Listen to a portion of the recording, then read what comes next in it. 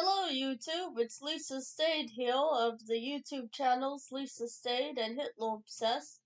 I'm here doing part 11 of the review of the 1974 history documentary of Swastika. Now we left off at the part about the Harvest Festival that was done I guess in Beckelburg, 1938. You know, the Nazis like to do a lot of connection to the blood and soul movement, which was to them harkened back to the peasant life, of ancient Romania and old folkish traditions there, and the neo-pagan, folkish movements that were going on at the time, and harken back to old Germanic tribes, the old gods, and I guess the old ways of the paganism of the Germanic tribes. It's connected to the Norse paganism, of the Vikings. The Vikings actually originally came from Germany. Well known fact. But I'm now going to play some of the video here. So there's of some of the speeches there, of some of the essay. They actually in the Third Reich, Hitler ended up, picking off the essay after the bomb. Putsch, as it was called in Third Reich, but no, it's more commonly called the Night of the Long Knives, where Hitler killed Armstrong and many of the SA brown-shirted stormtroopers leaders, but a lot of them still in the essay wanted to show their loyalty to Hitler, even though, but I think more they were just pressured into it then. But if you can see, here's Hitler there. And a lot of this is connected to the ancient Germanic, peasant, of the old Germanic Vikings and the old ways and gods, coming back to nature, but also keeping the mud on. That's very famous in the Third Reich. You can see by the little totems or whatever, totem, I guess, poles or whatever we call it there. And we have the different peasants of Germany. They would have these guys wear these deranged outfits, and there's Hitler again. We'll see them right there. There's Adolf again. I mean, they really wanted to put emphasis that those same women though in Hitler. But the Nazis wanted to put this emphasis in a lot of films that they would show, the great people of the folk there, the German Aryan master race, coming together, making you feel connected with your fellow Germans, but also worshipping Hitler. So you had footage of showing back to Adolf Hitler, like, oh, you're connected to this guy, he was connected to you. But it's more just worshipping Hitler. It's a cult of personality. Uh, which was something very common in the Nazi Party, though. They did that a lot with their film and stuff. But back to what I was saying, they wanted to, well, with the essay, they made sure that,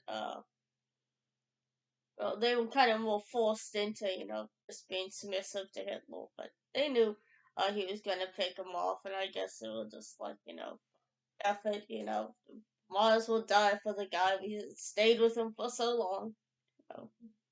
Why bother? Even though a lot of them did still their own detachments in the German, I think it was Wehrmacht, or, the probably not the Waffen SS, knowing that Himmler probably wasn't gonna let too many of them in.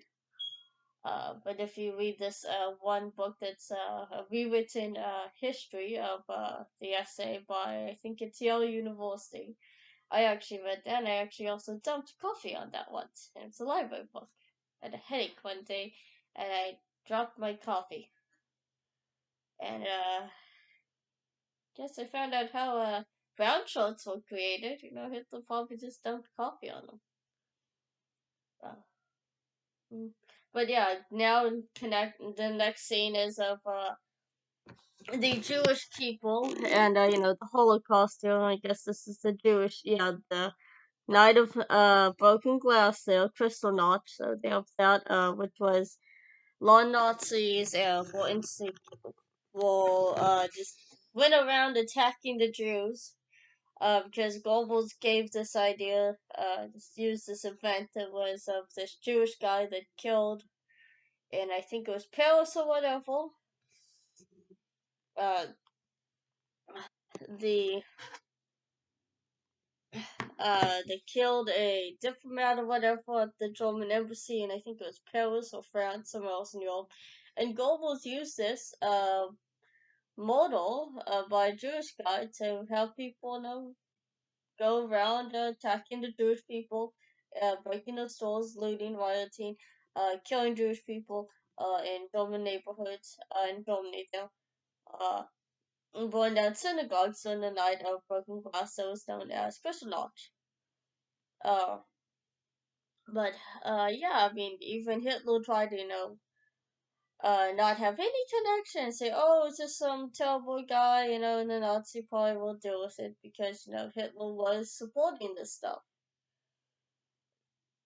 He was okay with this stuff. I mean,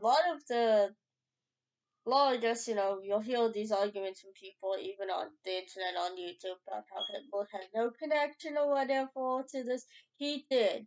The paper trail ends with Hitler.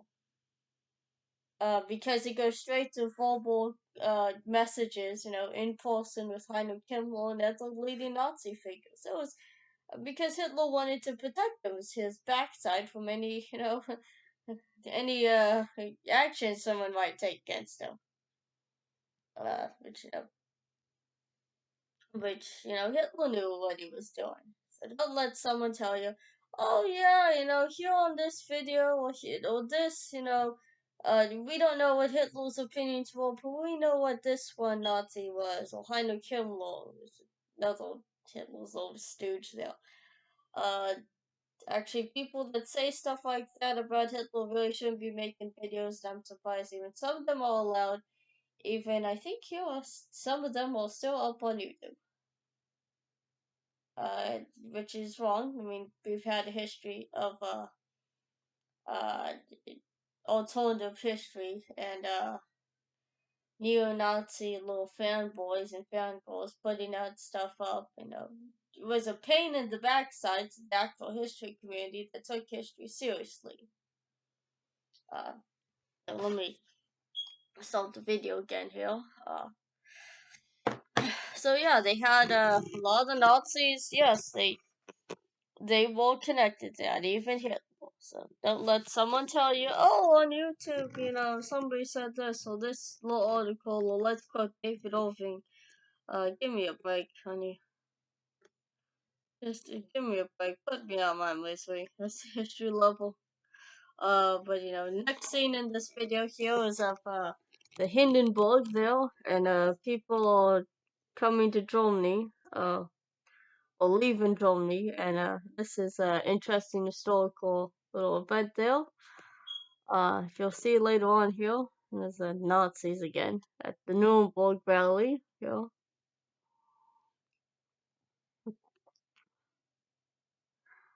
Train there, showing the great, I guess, expanse.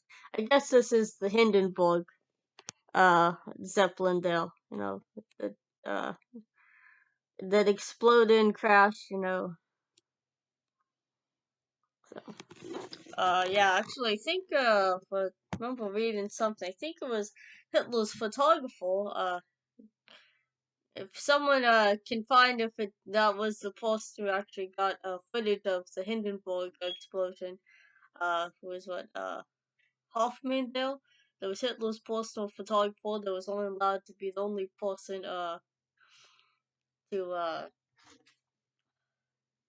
to photograph Adolf Hitler and the Third Reich, without getting screwed over or God forbid charged with royalties or copyright claims or whatever. The constantly abuse here on YouTube. But I think remember something. I think that was the guy who also filmed some of the famous images or pictures that were taken by Paul von, not Paul von Hindenburg, Hoffman. I don't think the name of Hitler's first name of Hitler's photographer. No. Uh, but check me if I'm wrong. If I'm wrong on the history. Uh, it's been a while since I read that book or whatever there about the guy. I'm trying to think of it. It was actually a kid's book. It's called Hitler in Paris. I read it a long time ago. Oh well. Don't know. But no, if I'm incorrect, leave it in the comments there. Just let me know here.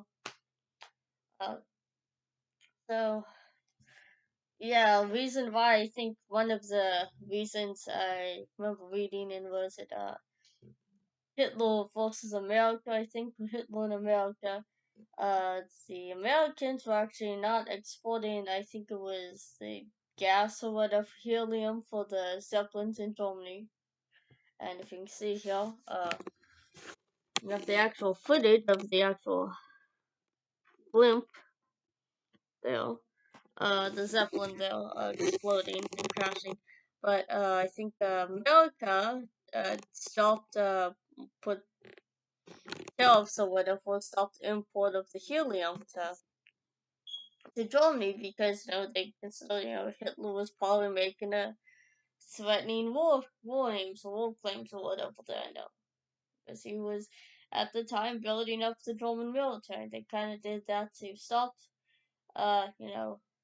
any export of helium, so Hitler can, I guess, send over the Zeppelins or whatever. Uh, but they ended up probably having to cut back or use different quality of helium, and that's probably what led to the Hindenburg, exploding.